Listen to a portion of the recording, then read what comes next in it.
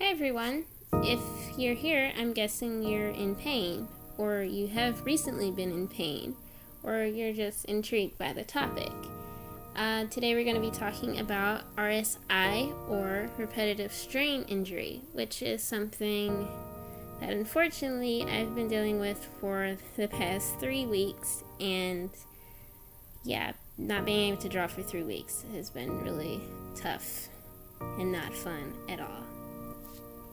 So, anyway, we're gonna just go ahead and start talking about these things. First, we're going to define RSI. RSI, according to Google, is a term used to describe damage and pain caused by repetitive movement or overuse. Now, if you're like me and you're an artist, or if you're someone who types a lot or is on the computer or plays a lot of video games, you probably have dealt with this, or you might be on a road to having to deal with this. So, and some examples of RSI would be carpal tunnel, which you've probably heard of before, or tendinitis. I almost mispronounced that. Tennis elbow, swimmer's shoulder, and gamer's thumb. Okay, gamer's thumb. I've never heard of that, and it sounds kind of funny. But I'm pretty sure it does not feel funny because I know how it feels to deal with this pain in my wrist, and it is not fun at all. And while I was doing my research for this video, I didn't come across anything about artist wrists. Come on. If you draw a lot and you're making the same movements with your wrist over and over, you're going to experience some pain, especially if you're not taking care of yourself. And it just made me wonder, how come on these websites and things they aren't talking about artist wrists? Why isn't that a thing?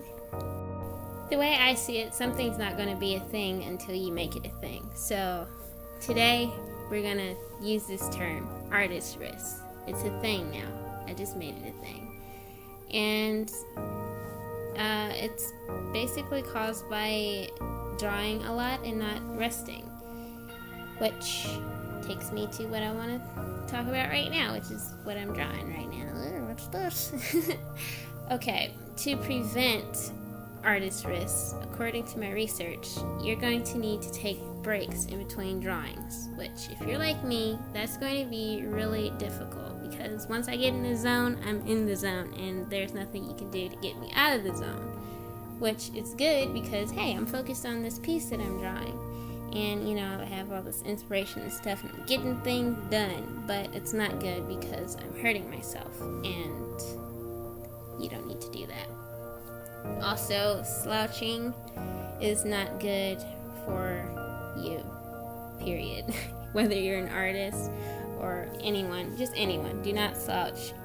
When I draw, I like to draw on my bed, and I do this thing. It's like a turtle, how you're just curled up in a ball and drawing, and that's not good, which is why I drew turtle a mirror right there. Yeah, don't do that. Do not do that. Also, getting a desk and a chair that is the perfect size for you is also very good, and that helps with your posture. Also, in between drawings, and maybe draw for 5 minutes and then stretch and flex your wrists so you won't feel so tight and tense. Also, this is something that I do. I hold my pens, pencils, paintbrushes, etc. in a death grip, and you should not do that, especially if you're not taking breaks, because that puts a lot of stress on your wrist, and that causes you to hurt yourself, and it's not fun. It's very painful. Don't do that. Seriously, don't do that. Now, if you've already done those other things and you're in pain right now, there is not much you can do except rest. You need to give yourself a break. You're not super artists. You can't just continue to be in hardcore mode 24/7, because you're going to end up hurting yourself, and you don't want to hurt yourself. Like, don't become super artist as it relates to like working and not giving yourself a break, because pain is not fun. It's never been fun. So if you can avoid pain, then you should avoid pain.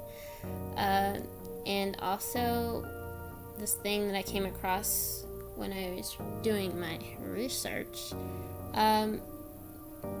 in like eating or drinking ginger, turmeric, and cayenne, like in a fluid form. So what I did was I put ginger powder, turmeric powder, and cayenne pepper in apple juice, and I drank it, and it was good, even though it sounds kind of weird, but it was really good. And when I drank it before I went to bed, when I woke up in the morning, I wasn't in pain, which was good. Like, pain it's not a good thing to experience, I mean, at all. So I wrote this little recipe on the side of this tall cup of juice. So if you want to drink apple juice with turmeric, ginger, and cayenne in it, there it is. That's the recipe right there. Boom.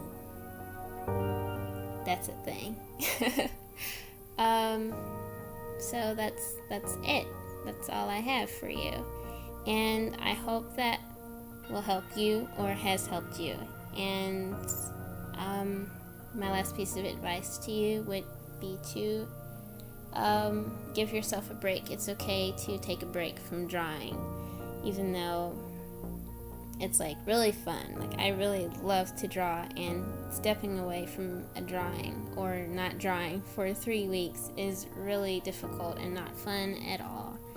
But sometimes you have to do that so that you will not hurt yourself, because you only have one body and you should take care of it, because you will not get another one. So yeah, anyway, thank you so much for watching. I hope that helped, and I'm gonna put some links down in the description so you can do some reading. Yay, reading is fun. Reading is great, and I love to read, and I like to write too. But anyway, thank you so much again, and take care.